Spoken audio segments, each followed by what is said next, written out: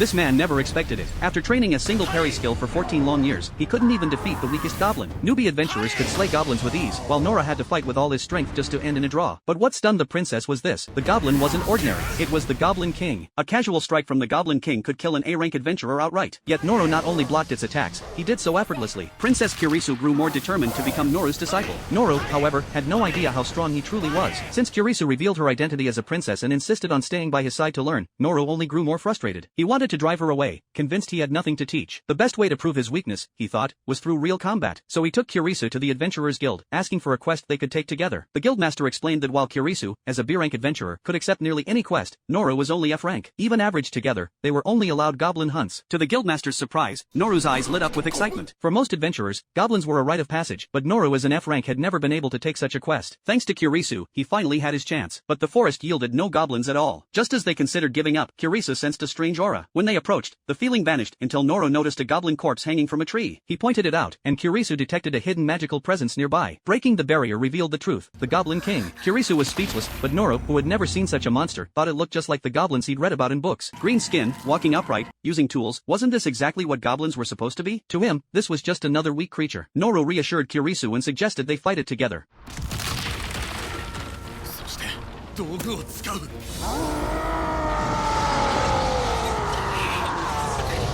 Kurisu misread his calmness as supreme confidence. She believed Noro had sensed the Goblin King all along and had chosen this quest to test himself. The Goblin King struck first. Its aura was terrifying, but Noro didn't flinch. For someone who had practiced parrying for 14 years, no blow felt too much. He could block anything. While Noro drew its attacks, Kurisu launched magic from behind. But the Goblin King dodged with shocking agility, hurling massive tree trunks as if they were twigs. Noro parried each strike, but Kurisu soon realized the real danger. The Goblin King's wounds were healing instantly. Its strength and stamina recovered unnaturally fast, likely powered by the glowing gem embedded in its forehead. Kurisu shouted for Noro to destroy the gem. That was the only way to stop it. But how could he get close when even her spells couldn't touch it? Noro thought for a moment, then proposed a reckless idea. Kurisu should fire her strongest spell at him. He would parry the blast, using the force to propel himself close enough to strike the gem. Kurisu was horrified. What if she killed him instead? But Noro was utterly confident. He told her he wouldn't take the spell head-on, he would deflect it. At that speed, it was the only chance. Trusting him, Kurisu unleashed her most powerful fire magic. Noro caught it with his blade, redirected the blast, and hurled himself forward. His strike shattered the gem. With its source of regeneration gone, the Goblin King's power plummeted.